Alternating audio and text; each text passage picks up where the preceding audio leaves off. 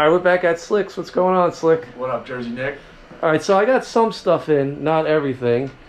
I got a tube for the tire, no tire yet, petcock, some spark plugs, the gas cap to my Frisco gas tank that we're going to use. But what do we have to do to make that work? All right, well, you seen last week I had my purple tank on here, just a mock-up, so see if you liked it or not.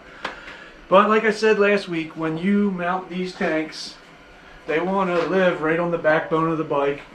Here's the backbone of the bike. Somebody cut the old rear mounts off. Well, they left the stock front mount off for the tank and dash. But anyway, this wants to rest there. And look, it's sitting right on top of that mount, and that's not right. So what we're going to do, I suggested to Nick that I can cut this off and save it. So at one point, this can be re-welded back on in the future, and he can go back to stock. Now, it's funny because Nick had a conversation with his buddy Saddle Tramp today, who I watch, I think is an awesome channel, also suggested to Nick that I cut this off and save it. But I had the same idea, Saddle Tramp. You didn't give it to me. Anyway, yeah, we'll save that for you. That way, if you ever want to go back to stock, it can be re-welded on there. I can only cut it off clean so well. It'll still need some grinding to get it to be just the stock backbone. Right. And then this will mount on there perfectly, which you'll need top hat bungs, which you didn't buy yet, but I happen to have some in my chopper stock right here. You'll need these. You'll just have to order some of these. They're like 15 bucks off of Lowbrow. Order some of these, replace my stock. But drill a hole here, and once this is gone, drill the hole here. And then you pop these in, and then you weld it. That way, you can bolt down your tank. Done. Okay, cool. So, you said you want to do something with the light. What do you want to do? Right, well, originally I was going to do one of those side mount deals with the license plate, but I was thinking if I could maybe just put a tombstone taillight right here, and then we could cut this fender right here underneath it. Yeah, we'd have to cut the fender because of this indentation where this light lives. So I happen to have a tombstone here. This is what you're going to buy. You're going to get the reproduction ones. They're cheap. They wouldn't fit in this spot. Right. So we do have to bob it like you wanted to anyway. Right. Then this could live here, and it would look like this. So now you can see, take a step back so that you can see the whole view. Yeah, that works. That looks pretty cool. Yeah. But you have your license plate here.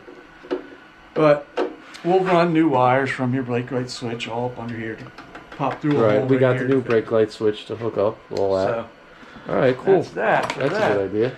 So now, let's also tonight, let's pop off your primary cover to figure out what's going on in there, because I don't even know what's going on under the cover yet. We got the clutch slipping problem. We got there's a little squeaky noise going on, so we got to look into that. Your buddy Saddle Tramp also mentioned that if it does have a belt in there, maybe it's too tight. So it could be bearings, it could be anything making that squeaky noise. So let's look into your primary. All right, let's do that now. Come on.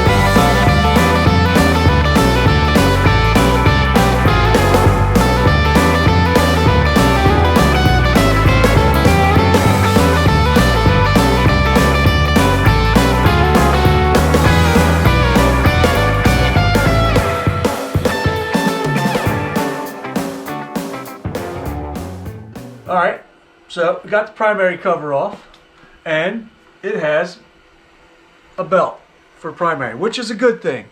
It's a lot less maintenance. Now, is this belt too tight, like Saddle Tramp suggested, can cause squeaky noise like he's experienced? I don't think so. It seems like it has the proper tension because you can turn it 45 degrees, everything I researched and read about. When I'm doing that, I can see the clutch basket kind of moving. Maybe the clutch basket bearings are making the squeaky noise. I don't see how the compensator could, but maybe the clutch basket is making the squeaky noise, or some components in the starter situation. But so that's that. His clutch is slipping, so we got to pull the plates out, see if they're dirty, gummed up, or worn out. If they're just dirty, we'll clean them up and put them back in. If they need to be replaced, we'll replace them.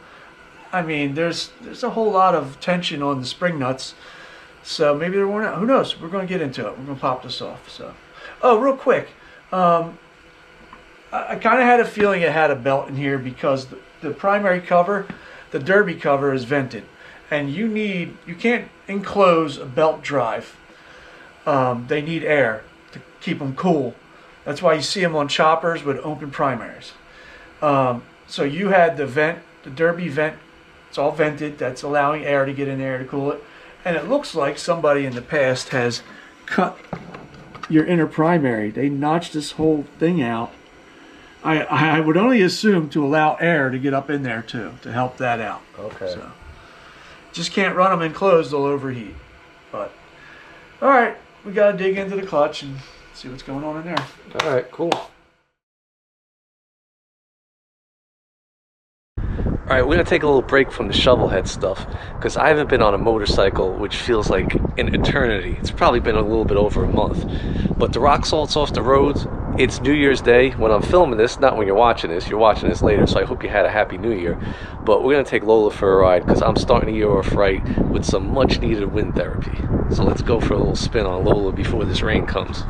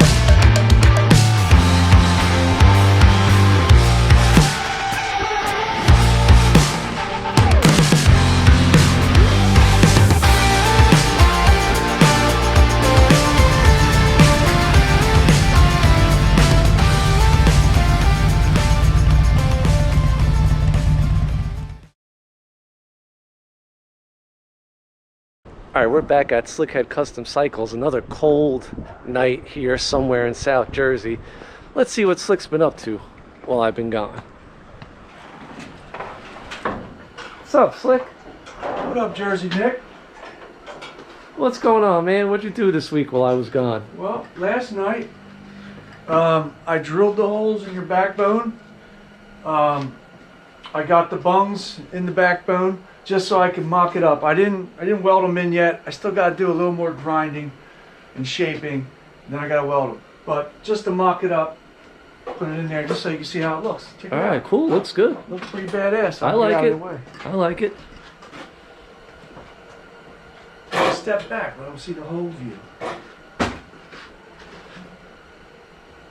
Yeah, I like the way it looks. Yeah, she sits pretty tough. It's 100% cooler than it was with that King Peanut tank. I agree. I like the way it looks. All right, so what can we do tonight while I'm here? Well, that's going to take me a couple hours of grinding and shit, so you only have so many hours here. Now that we got Rich Billy out of here, we can, you know what has to come off? Well, you brought over a bunch of parts. So what has to come off is this back wheel. So we can do that tonight. We can pull the back wheel off. Okay, sure, because we got that new back tire right there. So let's do that. All right, let's get into it.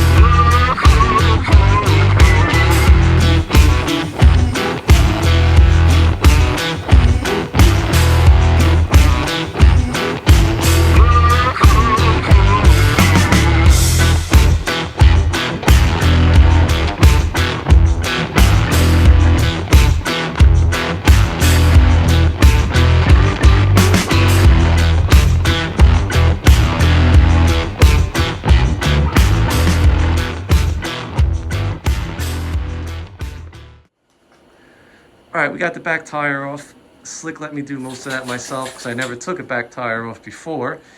He's gonna get that new tire mounted on the rim sometime this week. He's also gonna finish welding in the top hat bungs so that tank is complete.